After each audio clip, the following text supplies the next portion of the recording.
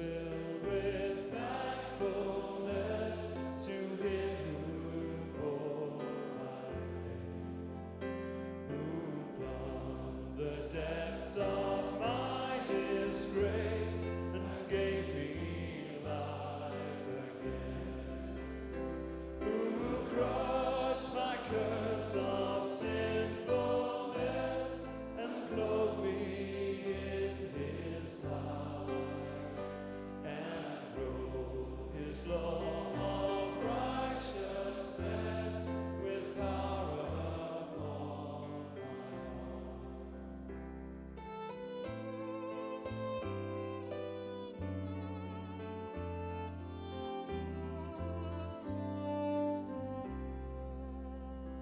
my heart is filled with thankfulness to Him who walks beside, who floods my weaknesses with strength and causes fears to fly, whose every promise is enough for every step I take, sustaining me with arms of love and crowning me with praise.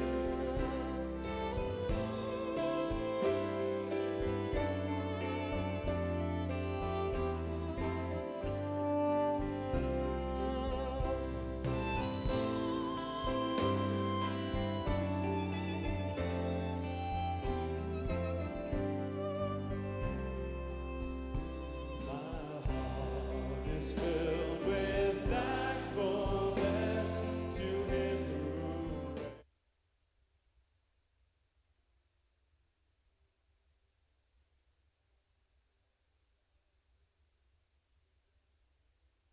Is it time? It's time. Good evening, everybody, and all those watching on live stream. We are concluding our study on parenting with an unusual topic, but you'll see how it relates in just a minute. And it might relate more to you than to your children at the moment, but at the same time, you might be surprised how much your children and grandchildren are actually impacted by this topic. There's not one person on the planet who is not impacted by this issue of stress. And for the American lifestyle, we tend to, as a people, mismanage stress or react to it improperly, where we actually exacerbate the stress rather than lessen it. So I think you'll learn some interesting things, and then once we're done, we'll have some time for questions and possibly answers, depending on what the question is. All those on live stream, if you'd like the notes, it's a printed out sheet with all the information on it. Just email me and we'll be happy to send that to you. I think it'd be a great discussion starter for you and your spouse, or you and your older children, or you and your younger children, in terms of what are they actually dealing with. So let's have a word of prayer, then we'll get right into it, so that leaves us time for questions without going too long.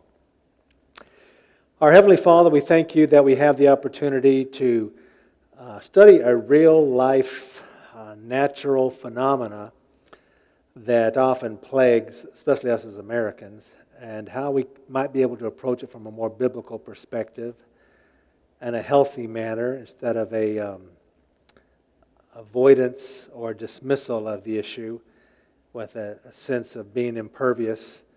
Then instead we'll open up our hearts and minds to how we have been affected or how we could be affected. And I pray that you will guide this discussion tonight and this examination, and may it help us be a better influence on our children. For we ask that in Jesus' name. Amen. By the way, Pastor Joe will return to his series on the book of Acts, Turning the World Upside Down, next Wednesday night, and he'll do that for another 6 to 8 weeks before I come back to Wednesday nights. All right, some information. First of all, it's quite startling. This number has actually increased since I put this together a couple of years ago. 23 million Americans suffer from some form of GAD, or generalized anxiety disorder. 10 million of those are involved in counseling to address it. That's just in the United States. And don't raise your hand to this, but probably everyone here has had at least an episode of generalized anxiety disorder, and some of you may have a prolonged struggle with it, and some of you here may have received counseling. If the Sunday morning crowd was here and we included the live stream audience, there would be a good number of people in our group that has struggled with this. It is not a sign of weakness, and it's not a sign of an inferior mind or an undisciplined mind. It's an indication of someone who is unaware of what is coming into their life, so they are not dealing with it properly.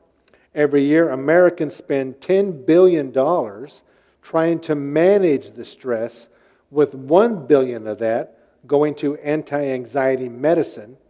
And anti-anxiety medicine doesn't ever cure anything, which is why when they put you on it, they precede that with information that they want you to wean off it eventually and to take less and less dosages, because you become dependent upon a chemical resource. It adjusts your body chemistry. So right now, while you're sitting listening to me, everything you hear and every response you're having, you might think it's a mental response, and you might think it's a spiritual response, but everything you're responding to is a chemical, electrical reaction in your body. Your brain is sending chemicals, and your brain is sending out electrical impulses that are instantaneous. You can measure maybe with an atomic clock, but you and I can't register it. For instance, while I'm talking, my hand is moving. I'm not consciously using my hands. My brain is thinking about what I'm saying and making my hand correspond to it as I'm saying it. The signals are going back and forth rapidly, which is why when you react to something, someone throws something at your face and your hands go up, that's your brain registering what's taking place before you can consciously decide to bring your hands up. The messages are chemical and electrical. So when you are taking an anti-anxiety medication or any medication that would be prescribed today, it's affecting that in some way. So if you have a medical procedure and you take an anesthesia, that doesn't mean your body is not experiencing things that are painful. It means your brain can't register the pain, but the event is still taking place because it's hindering how the signals are going back and forth. Well, so if you keep that in mind with everyday experience in your world, as you go out and you interact and you physically touch and you smell and you see and you hear, and then the content of what you see and hear and smell and touch adds to that, your body is constantly reacting. So your brain can get overloaded, which is why sometimes people who take certain medicines, they seem to have a more placid reaction, but they feel a little bit numbed and they feel a tad non-responsive, and their personality is a tad altered. There are some interesting things that go along with strokes and heart attacks. Often when somebody has a major heart attack or a major stroke, once they come out of it, their personality is different.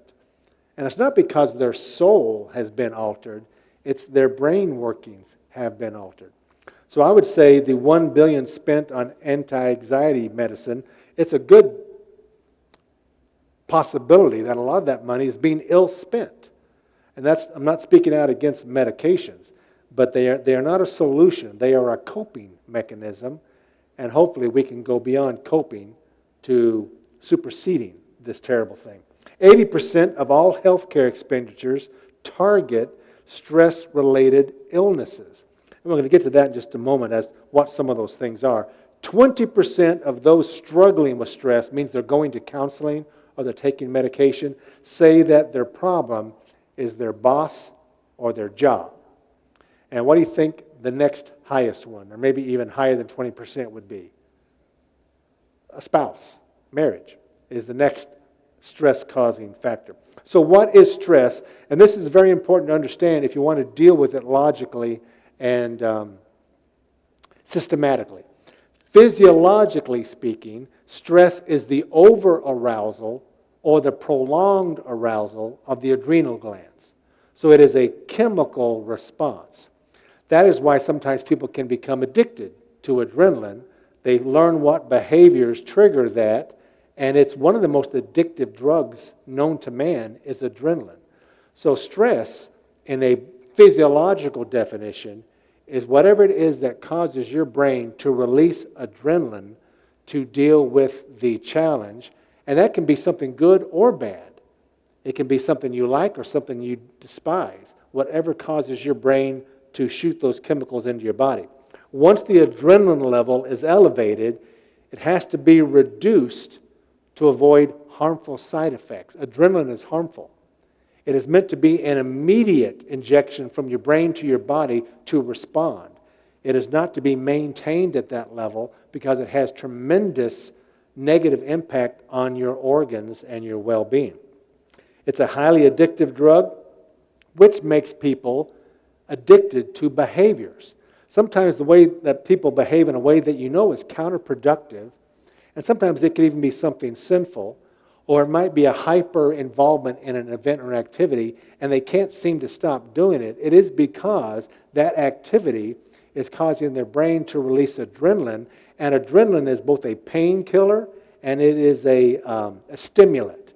So they feel good when the adrenaline is released. And their brain figures out what it is that makes that happen. So they will get addicted to destructive behaviors. We get that term, an adrenaline junkie, and who does things that are risky, but that risk is what helps release it.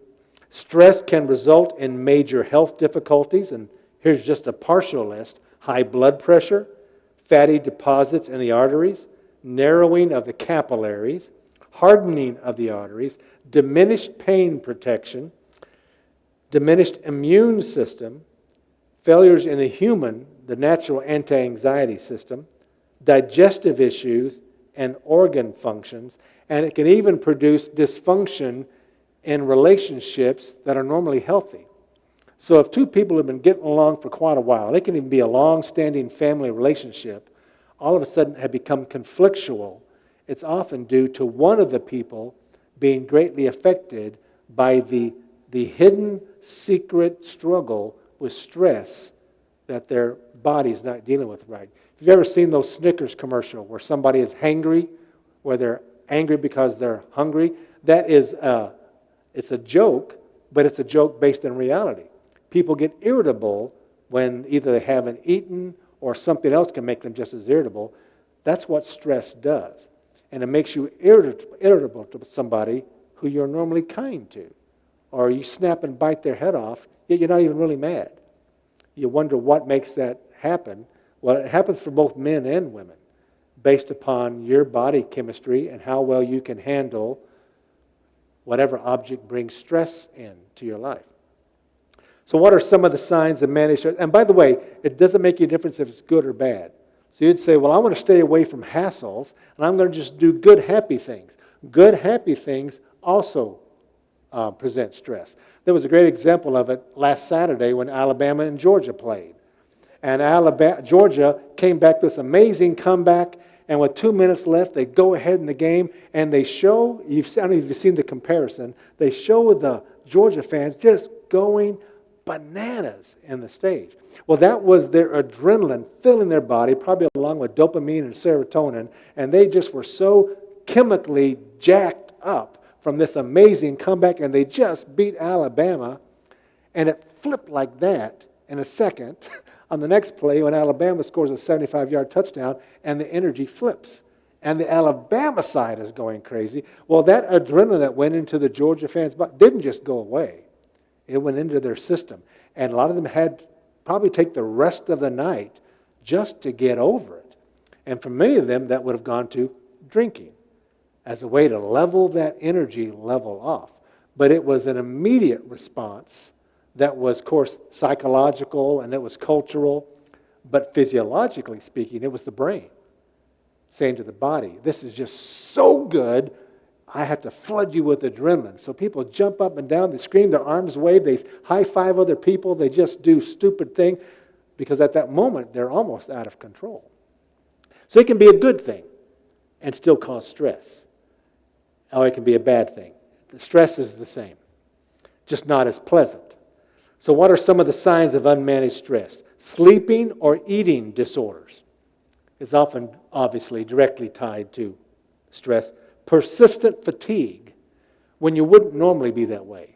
But now during the day or multiple days in a row, you're just tired. Tense and conflicting relationships that once weren't. Difficulty focusing on assignments, your studies, or obligations. And of course, there's now vitamin supplements and other things you can take that they advertise on television that help sharpen your mind and increase your focus. And again, that's could be a healthy response, but it's still a chemical reaction to this effect of losing your focus because of stress. The tendency to emotionally overreact. It's the way that parents do sometimes when the child disobeys and disobeys and disobeys and disobeys, and on the sixth disobeyal, the parent screams and hollers and loses control of themselves because it was adding up. And then they lose their control. Indecision and lack of follow-through. Now, why would that be? Because, first, a decision is a stress point. If you have to decide left or right or wrong, full go or stop, that's a decision with a repercussion to it that releases a adrenaline factor. The adrenaline glands release chemicals into your body, and that causes a stress. And then so you know that decision means I have to follow it up with action, so I avoid making decisions to keep from having to deal with what follows the decision. And then if you make the decision because your brain is not as sharp, how to follow through sometimes just gets fuzzy. When I was a child, my mom and dad, the worst thing they could tell us to do were two things. Pull weeds out of the front yard, which my dad had a yard of weeds with a few blade of grasses, and then clean the garage. You'd walk into the garage and you just would look around like, where do I even start? It was just overwhelming. So you'd stand there and just look. And of course my mom or dad would come in and say, start over there and move that box and tell you what to do, because the challenge was just overwhelming. That's the way stress makes your brain react even sometimes routine assignments. You get overwhelmed, and often that makes you retreat to the bedroom or to the bottle or to the TV, or more than likely nowadays it's to social media, to scroll endlessly for hours trying to get yourself to calm down. Reoccurring illnesses, where you get sick frequently with headaches and colds. Feeling overwhelmed, unduly irritated, or aggravated. Now, I know some personalities are like that all the time. That's just the way they approach life. But if that's not the way you normally are, and suddenly you're like that, the problem might not be, I need to get to the altar and ask God to forgive me. It might be, I need to manage the stress better. It's like when you're walking and there's something in your shoe. It might not go away by you shaking your leg every 5. You have to get down there, untie your shoe, and get the stone out of your shoe, and then you can walk fine. But you don't know that if you don't know there's actually a stone in your shoe. So what are the factors that create or intensify stress? And these aren't all of them. These are just the most common. One, any change in aspects of your life, whether positive or negative. And if you want to take that test, I can bring it or have Joe have it here next week. It's a simple little test where you just check off things that have happened in the last 12 months of your life, and they all have a numerical quotient. And then you add up the quotient, and if it's above 150, you are overstressed and have a high percentage of having a physical reaction to it. And the doctors use this to predict sometimes major medical problems based upon how much stress you've had in 12 months. Well, all those things on the list, they're all nothing but change. We are routine by nature, and any change has a certain effect on you. That'd be number one. Number two, your personal perception of what has just happened. Your reaction to what happened is often more impacting than what actually happened. I've told this story before, but I had a best friend in Georgia and Buffalo who had a great guy, good church member, fun guy, nice guy, happy guy, but he had a really, really bad temper. And I was coming by to visit him one day, and I'm driving down his long driveway, and I see him down at the base of it in front of his house, and he has a riding lawnmower. And I see him jump off it, because he doesn't see me driving down the driveway, and he picks up this log, and he throws it on the lawnmower. and it goes boom, and it bounces off, and it goes over here. He comes over, he picks it up again, and by the time I got there, he had thrown it onto the lawnmower like 4 times, dented it up, bashed it up, did something to the engine. And when I got there, he was, I said, Tim, what happened? And he told me that the lawnmower wasn't working right, but instead of having a little tiny repair, he now had to have, well, I think he went and had to buy a brand new riding lawnmower. His overreaction made the problem much worse because it was the buildup of frustration. So his reaction made the problem bigger than it actually was. And that's one thing that makes stress worse. It's the way you perceive it, because your perceptions determine your reaction to it, which is why some people will see something happen and they have no reaction. They don't perceive it as a threat. They don't perceive it as bad.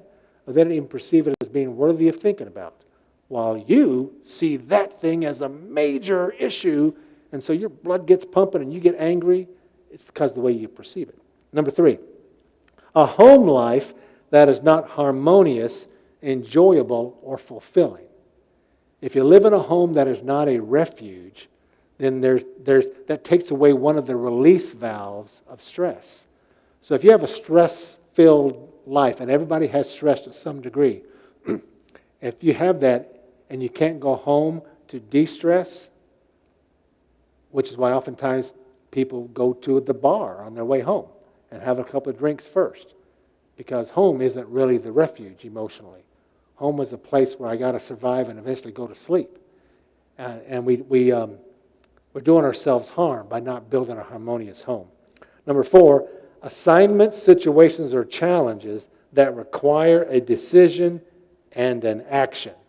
And then that escalates based upon the ramifications of the action.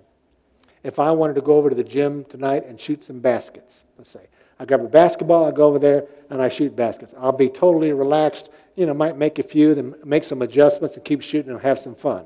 But if I went over there and if I make a basket, it's going to be $10,000 given to the church. My muscles will tighten up, my eyes will get a little bit bigger than the pupils, and my whole motion will be affected by the stress of the ramification of the decision to shoot the basket. So the results of your decision weigh in on how much adrenaline your body is released into it, the stress. That's number 5, the consequences of your actions and time constraints in which to act. You give it an assignment, you got 6 weeks to do it, or you give it an assignment and it's due in the morning. Same assignment, time frame intensifies the stress. And I'm saying this because when you talk to your children, you look at their lives as being relatively stress-free. You would love to be a child again. You would love not to have to worry about paying bills. Just go to school, see your friends, do some work, play a sport, come home, enjoy your bed, and go to sleep, and get up the next morning and get to do it all again. But to them, all those little things that you think are stress-free are very stressful to them. And if they haven't matured enough to know how they deal with stress, which is by letting it go through you instead of internalizing it, your children could very well be stressed out, which could be explaining a lot of their behavioral issues. So you need to understand this even for them. Number 6, the absence or lack of. So either these things being missing in your life to some level, familiarity, I'm in a situation where I don't know anybody or anything. Knowledge, I have been given an assignment for which I have no knowledge or little knowledge. I don't have any resources to do it. Communication, I either can't communicate it or it hasn't been communicated to me. I have no opportunity to do what I really want to do. Relationship, I'm alone. I'm doing this by myself. I have nobody to stand beside me.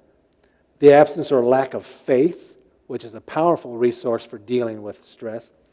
The absence or lack of sleep. Doesn't matter how strong of a man or woman you are, the absence of sleep will eventually take you down. Even the strongest Navy SEALs have to learn how to sleep, and they learn how to sleep at the drop of a hat so they can catch it when they can. The human body cannot go without sleep and maintain its optimal function. It can't do it. Or the absence of exercise. As much as we might hate it, all the days you go without exercising, you are shortchanging your brain health, your physical health, and your ability to control that adrenaline release or even the other chemicals that give you a sense of well-being. Exercise is very good for you. A healthy diet. I'm not even sure we can have one in America anymore. The more every day goes by, some other new food is identified as a killer. But as best you can eat healthy, I would say that. And then a sense of hope. The Bible says hope deferred makes the heart sick. So if you, for some reason, have lost your sense of hope, that's an increase in stress automatically. Number 7, unrealistic, unreasonable, or unreachable expectations. I know you've heard the phrase, lower your expectations, and that sounds like a negative, but I would say it's more to fine-tune your expectations and make sure your expectations are within the realm of what you have control over. Whenever you have an expectation that includes other people's response or reaction, you are automatically putting yourself at risk. That means my welfare is going to be based on other people cooperating with what I want. And if their expectations don't match mine that day, I'm going to have a bad day. So we have to not just lower the expectations, it's really more fine-tune them and narrow them to the things that you have control over. Because then you can't get upset with anybody but yourself. Number 8, the inability or unwillingness to forgive or reconcile a grievance. Then it nags in you. Sometimes you think when you don't like somebody, you're bitter at them and you're not forgiving them, that you're hurting them. You're getting justice. You're showing them who's right. All you're doing is poisoning your own heart. They may have forgotten all about you and they're walking around happy, singing and just having a good time, but they're living inside your heart and head in a negative sense. That's an unavoidable stress that many, even Christians, have yet to learn how to let go of that. Number 9, fatigue. That can be physical, emotional, relational, compassion fatigue. If you're a healthcare giver, you have a long-term illness, close family member that requires your attention. But any kind of fatigue makes you respond negatively or inefficiently to stress. Social media interaction, the comparisons and the responses. A lot of us are happy with what we get until we look over there and see what somebody else has. And then we realize, well, why don't I have that? I deserve that too. And what we did have that we were happy with, we now want that. That's what social media does. There's a lot of good in social media, but it comes with this backlash of comparison and contrasting what other people get to enjoy in their life and what you get. And that enjoyment may be simply that they have 600 likes and you got 2 likes. It could be that comparison. Well, why does everybody like them? Nobody responds to my stuff. Boom. It's a negative, stress-causing thought. And then number 11, the perception that that you are not being understood or listened to. That adds to it. So those either create or they take your stress and they squeeze it and they intensify it. What are the most effective means of managing stress? Number 1, communication. With the meaningful people in your life, make sure there's open communication. Friendship. Having a friend with whom you can totally be yourself and your flaws are overlooked and your humor is understood and you can have moments of silence with them and nobody takes the silence wrong. A friendship is a very powerful thing. And men and women have different kind of friendships. Men base their friendships on people they do things with. Women have friendships based upon who they talk with the most.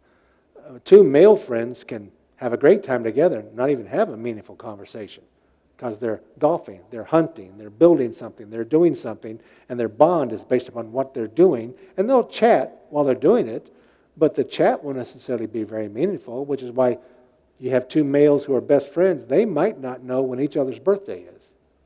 2 women who are best friends, they're going to know not only when my best friend's birthday, what she wants, what size she wears, what would make her the happiest, and then the birthdays of her children, and she'll know everything. Men might not ever even discuss that because friendship is different. So you define friendship based upon what you personally need. Acceptance. not only having somebody accept you or you accepting them, accepting the situation for what it is. Many of us deal with every day things that will never change. Well, you can fight it every day until you die, or you can accept that, okay, that's just an element of my life that is not going to change. Love and forgiveness. Those are connected because one feeds the other. To love somebody enough to forgive them, and then to forgive them enough to keep loving them. The reduction of stress factors. If there's some things in your life that are causing you stress that you can eliminate, by all means, eliminate them. There's no need to keep adding things to your life that bring stress. So you can say, well, that's a bad element I can get rid of. Healthy diet and exercise. A sense of purpose. Taking the time to pause and think, well, what am I really here for? And what's my real purpose? And can I deal with this aggravation in a positive way because this aggravation allows me to do this? 8, efficiency and effectiveness. During the storm we just had, right in the middle of the storm when it was a high wind and the rain to this last hurricane, a fascia snapped off my house. And it's about a 4.5 foot long piece. And it was flap, flap, flap, and it was hitting the side of the house. I'm all by myself and I'm sitting in my lounge chair with my computer on my lap and look at the TV, and I hear this bam, bam, bam. So I pull the covering over the back window and look up and I see it, and I realize, well, if I don't go get that, the storm is going to bust that off. It's going to go flying off somewhere into the neighborhood, and I'll never find it. I'm going to have to go buy a new piece of 4-foot fascia. So I've got to go out there in the rain. I got to fix this thing. So if you've ever bought I think it's called the Little Giant ladder. It's this aluminum ladder with latchets and hands pulls that can turn into a big long ladder, and it can do it instantaneously. You can twirl it on your finger. It's so light. Well, it's like 500 pounds. It's very, very heavy, but we fell for the ad. We bought it. And that's the only ladder that was big enough to get up to the roof. So I had to take it out there in the storm, and I'm trying to pull out the latches and turn it and then stretch it out so it's a long, straight ladder. And when I get it up, it's a good 16 feet tall. Well, it keeps catching the wind, and it kept blowing me over, and it would land in the grass real loud. I'd go back, I'd pick it up, and I'd put it back up again. Well, when I finally got it up against the roof, now, all of this I could only do because Colleen wasn't home. If she was home, I wouldn't have been allowed to do any of that. But I finally got up on the ladder, and I had to get to where if you could fold the piece of fascia back, I had to have the ladder there, because if I had the ladder here, I wouldn't be able to fold the fascia and reattach it. So I had to be way over here, so I'm trying to grab this fascia. And each time I grabbed for it, the wind would blow it, and it would go away from me. Then the wind would stop, and it would come back. And I'd grab for it again, and the wind would blow it. And I did this. Now it's pouring down rain. The wind is blowing. It was a good 10 minutes. And it got to be funny. I had this hammer in my hand, and I put it up on the roof, and I'm grabbing the side of the ladder, and said, I believe this thing now has a mind. It is playing with me. It is doing this on purpose. This can't happen every time I reach for it. So I'd wait even longer. I'm going to wait till there's no possible way. Then as soon as I reached like that, it would do it again. So then I grabbed the hammer, and I used the claw up so I could extend my reach 8 or 9 inches, and I went like this real slow so it couldn't see me. So I'm holding on to the ladder, and I'm going like this, and I'm staring straight ahead. And I'm going like that, waiting and waiting, and I look like that, and I see it's just sort of sitting here. Hi, David. Hi, David.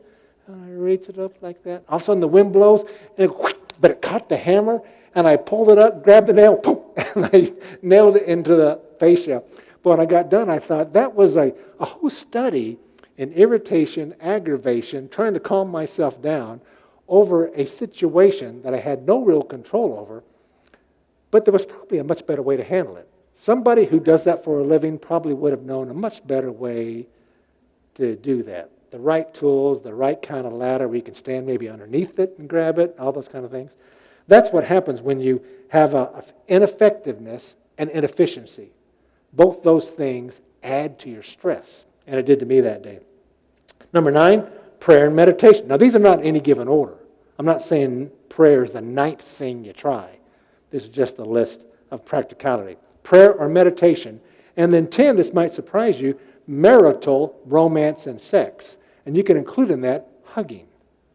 Just a hug every day calms the mind. It tells the body there's this warm, comforting sensation that makes the body release not adrenaline, but dopamine and serotonin and oxytocin that helps alleviate the adrenaline. And every day to have a kind, friendly hug. And if you add romance to it, the chemicals released by romance, which is the same as chocolate, dark chocolate, it enhances your sense of well-being. And then mostly for men, sex might add to the stress for women, but for men, it tends to help diminish it. That's a powerful tool. But one of the most ineffective means, alcohol and drugs. A glass of wine at night is understandable for those who drink, but its long-term effects might not be healthy for you at all. Lashing out. If I can just express my rage and anger, then I'll feel better. But no, that doesn't deal with stress properly. Sexual misconduct. A lot of sexual misconduct, as we learned 2 weeks ago from our study of Hebrews chapter 12, is related to bitterness, desiring something to fulfill it, so it will choose immorality, which is what the writer of Hebrews says in Hebrews chapter 12, that immoral behavior is a result of bitterness. Well, how can you have immoral desires when you're bitter? Because the bitterness empties your soul out of any contentment, and sex is a quick fix. And people who are addicted to sex are often just mismanaging the stress, and that is their medicine they're taking. Avoidance, which is particularly a male trait, just to avoid the sense or deny it. I don't have that much stress. Shifting blame on other people. Overworking, becoming a workaholic. Worry, rethinking again and again about what the problem is or what's going on or what your solution will be. Overeating. Overeating is often an indication of self-medication because foods are basically chemicals, drugs, healthy ones, but they are not to be taken in massive doses, but we do it. Indulgence in anything. Indulgence means the over-participation in something. So there might be something in your life that all of a sudden you become very overly indulgent in. Prolonged inactivity, which is one of the signs of depression. Depression causes people to sort of pull back and they just want to rest all the time because engaging with the world is just too much stress. Releasing more adrenaline is a bad idea. If you're under stress, seeking something that will release more adrenaline, all that does is make you feel good for the moment. Those of you who are my age can remember back in the 60s, maybe not so much in the 70s, but in the 60s, when a pro football player would have an injury on the field, they'd take him to the bench and shoot cortisone right into the knee or the elbow, and they'd send it back out there. The pain would go away, but they were doing damage, permanent damage to their joints. That's what adrenaline does when you use it as a cure for stress. It does help you get back out there. It does help you function. It does make the pain go away. But there's a long-term negative effect. And lastly, social media interaction. Again, one of the most ineffective means of managing stress because that stress comes in disguised as just harmless voyeurism. This isn't anything bad. And it sneaks in there with all of its hidden messages of what you don't have and what you're missing out on. And that is one of the reasons why the teenage generation in America now is, this is well documented, the most stressed out in terms of psychiatrists, psychologists, and clinics of any generation in America. Our young people can't handle the stress they're facing. And a lot of it has to do with their interaction with social media, both from the stimulation of the blue screen, but also from the content. Their lives just don't measure up to what other people's lives are, and they see it every single day. And then they face it when they get to school the next day. And everybody else knows something that either they don't know or that they were upstaged by what other people were doing. So as you notice and you watch American culture now, the question really is, used to be if a tree falls in the forest and nobody hears it, did it really make a sound? Well, if you did something, but you didn't chronicle it on Facebook, did it really happen? That's what does it matter if it actually happened, but nobody saw it? We are very much into other people seeing what we're doing, and that creates a